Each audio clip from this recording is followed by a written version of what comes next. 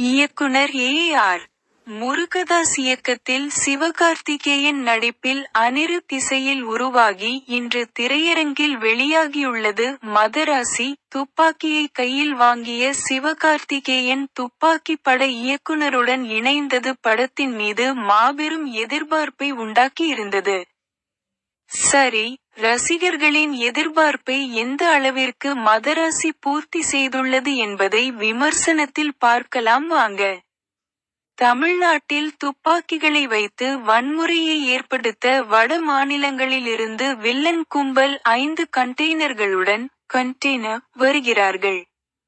அவர்களை தடுத்து நிறுத்த அரசாங்கத்தின் நிய.வை சேர்ந்த பிஜு மேனன், விக்ராந்த் மற்றும் அவர்களின் குழு களமிறங்க, இதில் ஒரே ஒரு கண்டெய்னரை மட்டுமே நிய தடுத்து நிறுத்த மற்ற 4 கண்டெய்னர்களும் தமிழ்நாட்டிற்குள் வந்துவிட்டது.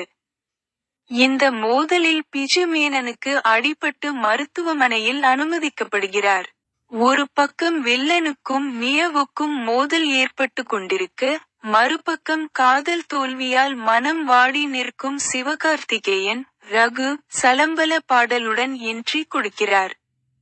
கதாநாயகி ருக்மிணி, மாலதி, தன்னை காதலித்துவிட்டு பிரிந்து சென்றுவிட்டதால் தற்கொலை செய்து கொள்ள வேண்டும் என முயற்சி ஈடுபட்டு, பாலத்திலிருந்து கீழே விழுந்து கை கால்களில் சிவகார்த்திகேயனுக்கு அடிபடுகிறது.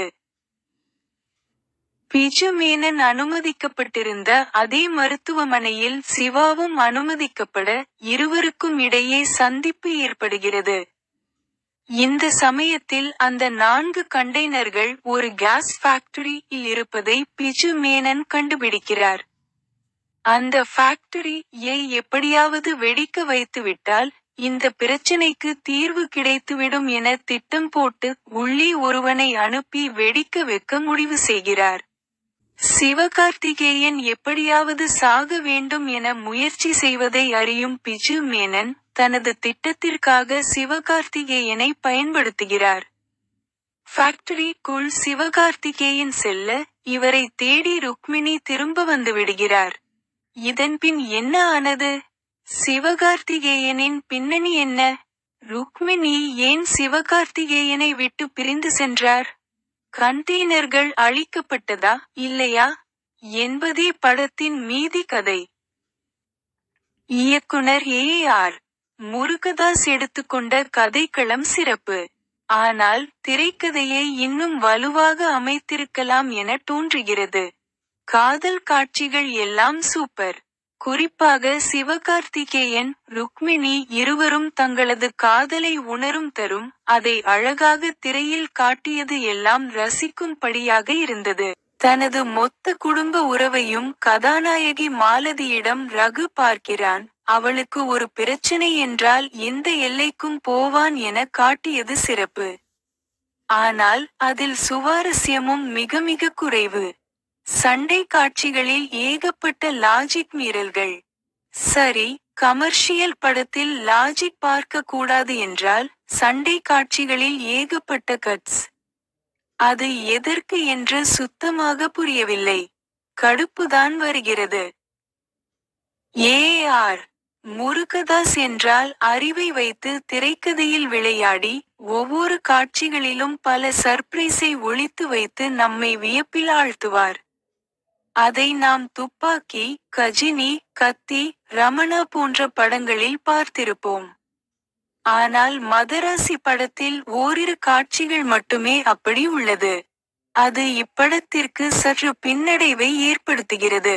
சண்டை காட்சிகளுக்காக சிவகார்த்திகேயன் எடுத்துள்ள எஃபர்ட்க்கு தனி பாராட்டு. ஒரு பக்கம் சிவகார்த்திகேயன், மறுபக்கம் வித்யுத் ஜாம்வால் என 2 ஆக்ஷன் ஹீரோக்களை வைத்துக்கொண்டு தரமான சண்டை காட்சிகளை ஸ்டேஜின் செய்திருக்கலாம். அதற்கு பதிலாக, இருவரும் ஓயாமல் அடித்துக் கொள்கிறார்கள். சண்டை காட்சிகளை பார்க்கும் நாம், அட்ரா அவன என்றுதான் சொல்ல வேண்டும். ஆனால், இங்கு எப்படா சண்டைய முடிப்பீங்க என்று சொல்லும் அளவிற்கு உள்ளது. குறிப்பாக கிளைமாக்ஸ் காட்சி அதில் அடங்கும். கதாநாயகன் சிவகார்த்திகேயன் இப்படத்தில் வித்தியாசமான நடிப்பை வெளிக்காட்டியுள்ளார். நடிப்பில் அடுத்த கட்டம் என்று கூட சொல்லலாம். ஆனால் அவருடைய நடிப்பு நம்முடன் கனெக்ட் ஆனதா என்றால் அது கேள்விக்குறிதான். கதாநாயகி ருக்மிணி வசந்த் கதாபாத்திரத்தை வலுவாக வடிவமைத்துள்ளார் முருகதாஸ். அதை ருக்மிணி ஏற்று நடித்தது சிறப்பாகவும் ரசிக்கும்படியாகவும் இருந்தது. வில்லன் வித்யுத் ஜாம்வால் என்றாலும் துணை வில்லனாக வந்த நடிகர் ஷபீர் ஸ்கோர் செய்துவிட்டார். ஆக்ஷன் காட்சிகளில் வித்யுத் மிரட்டினாலும் ஷபீரின் கதாபாத்திரம் சுவாரஸ்யமாக இருந்தது.